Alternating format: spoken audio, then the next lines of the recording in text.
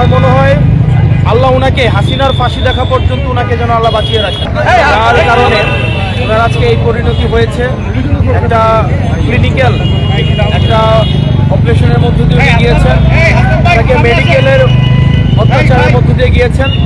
আমার মনে হয় আল্লাহ ওনাকে হাসিনার ফাঁসি দেখা পর্যন্ত ওনাকে যেন আল্লাহ বাঁচিয়ে রাখেন, ওনাকে সেটি দেখে যেতে আল্লাহ যেন ওই জিনিসটা ওনাকে দেখায়, যার কারণে ওনার আজকে এই পরিণতি হয়েছে।